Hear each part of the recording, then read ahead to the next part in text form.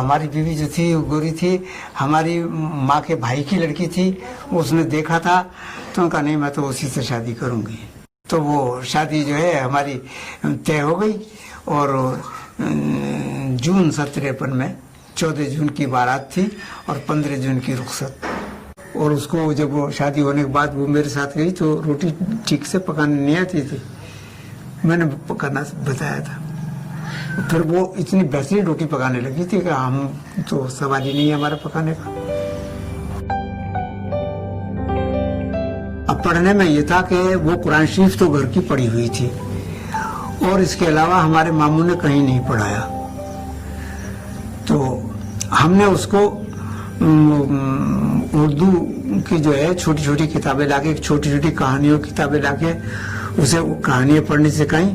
फिर वो नावल थे, वो जासूसी नावल और रोमानी नावल और कौन से वो ला के हमने पढ़वाए। तो वो पढ़ना जानती थी लेकिन लिखना नहीं जानती थी। जब हम फिल्म देखते थे तो वो भी हमारे साथ जाने लगी, नो प्रॉब्लम। और उस जमाने में वो चूंकि आमदनी कम थी तो फर्स्ट क्लास का टिकट नहीं होता, थर्ड क्लास का 5.5 आने का टिकट लिया करते थे। वहाँ अलीगढ़ में तस्वीर महल है एक पुराना सिनेमा हॉल, तो उसमें देखा करते थे तस्वीर फिल्म।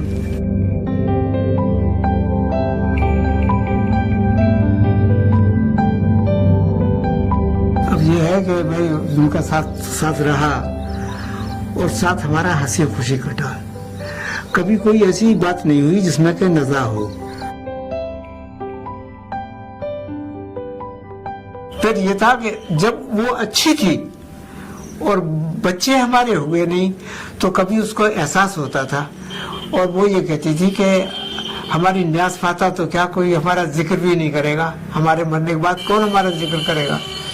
तो मैंने ये कहा कि इसी कमरे में थे, मैंने कहा कि इसी खेत में मेरे सामने अगर इंतकाल होगा तो इसी खेत में बीचों बीच में तुझको दफन करके ऐसा मकबरा बनाऊंगा कि बरसों याद रखेंगे लोग।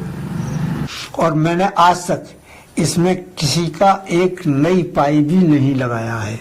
बीबी के मरने के बाद सारे काम मैंने खुद किए। उसका कफन भी लेने के लिए मैं बाजार खुद गया।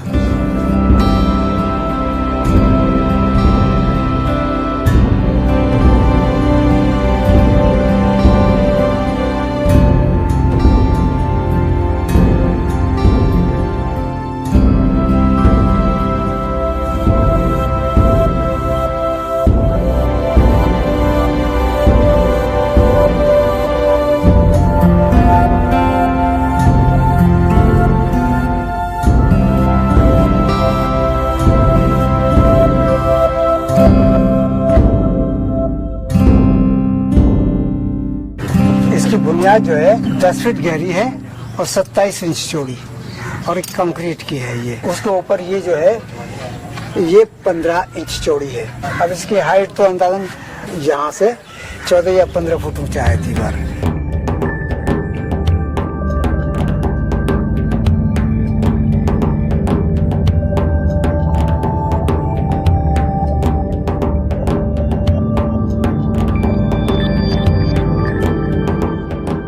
और वो जो कब्र एक बनी हुई है और ढकी हुई है उससे, तो वो तो मेरी बीवी की कब्र है।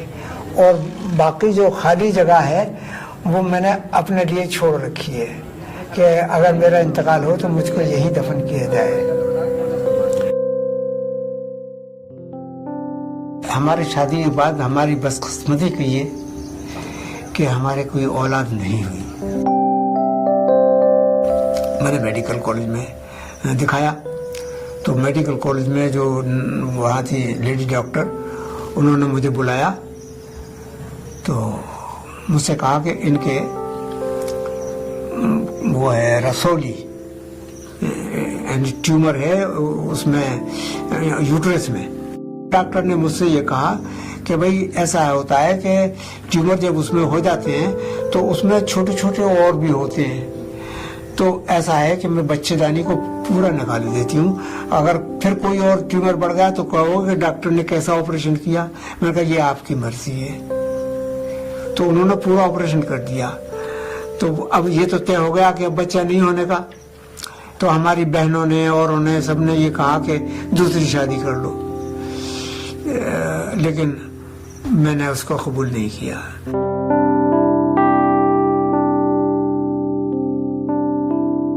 बस एक कसक दिल में रह गई कि